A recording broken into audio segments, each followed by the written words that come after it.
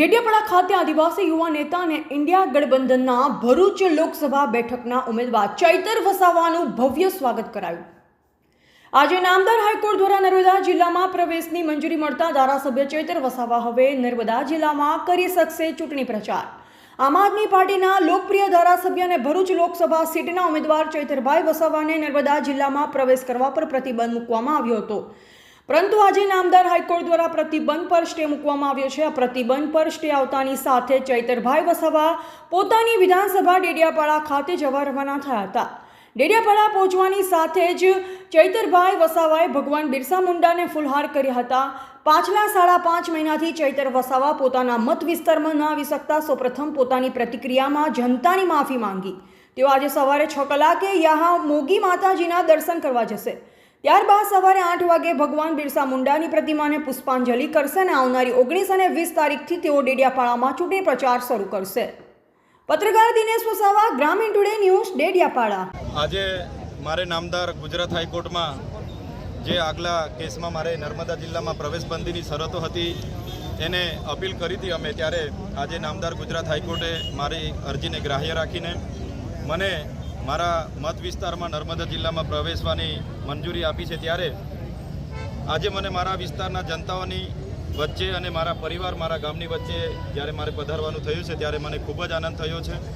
સાથે સાથે છેલ્લા 5.5 મહિનાથી હું મારા વિસ્તારમાં આવી નથી શક્યો, ત્યારે જનતાની માફી પણ માગીએ છીએ કે એમના સુખ દુઃખમાં હાજર નથી થયા, છતાંય પરિસ્થિતિને આધીન આજે સત્યની જીત થઈ છે। ત્યારે ફરી જનતાની વચ્ચે આવ્યો છું અને સત્ય પરેશાન થઈ શકે છે પણ સત્ય પરાજિત થતો નથી, એ જ હું આપના માધ્યમથી કહેવા માગું છું। આવનાર દિવસોમાં લોકસભાનો ઉમેદવાર પણ છું અને સાથે સાથે જનતાની વચ્ચે આવવાનો મને તક મળી છે, ત્યારે આવો જ સહકાર, આવો જ પ્રેમ, આવા જ આશીર્વાદ તમામ લોકોના મને મળતા રહે અપેક્ષા રાખું છું। ધન્યવાદ। ડેડિયાપાડાની વિધાનસભાની જનતા એ મારો આખો પરિવાર છે અને મને દીકરા સમાન માને છે, ત્યારે આવનાર દિવસમાં દીકરાના સ્વરૂપે બધાને મળવાની કોશિશ કરીશું। સમય ઘણો ઓછો છે, છતાંય જેટલું પણ મને પહોંચાશે એ પ્રયત્ન અમારા રહેશે।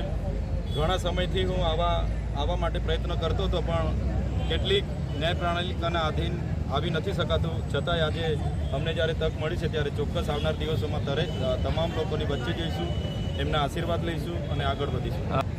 જે રીતે અમે ધારાસભ્ય ચૂંટાયા પછી લોકોની સુખ દુઃખમાં એમના કામો અમે કર્યા છે, ત્યારે જનતા ખરેખર અમારા પર આટલો વિશ્વાસ કરે છે, એ અમારા માટે બહુ મોટી વાત છે અને આવનાર દિવસોમાં એ લોકો બધા તૈયાર જ છે, છતાંય હું બધાને મળવાનો પ્રયત્ન કરીશ અને હજુ પણ વિશેષ બધા લોકો સમર્થન કરે અમારા પ્રયત્નો। ભરૂચ લોકસભાની ચૂંટણી છે ત્યારે ડેડિયાપાડાના લોકો, ડેડિયાપાડા વિધાનસભાના તમામ લોકો અમારી સાથે છે। ડેડિયાપાડા વિધાનસભામાંથી 80% મત અમને મળશે એવું મને અનુમાન છે।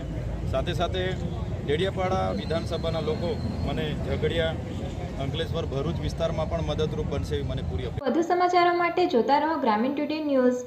ગ્રામીણ ટુડે ન્યૂઝને લાઇક, શેર અને સબસ્ક્રાઇબ કરો।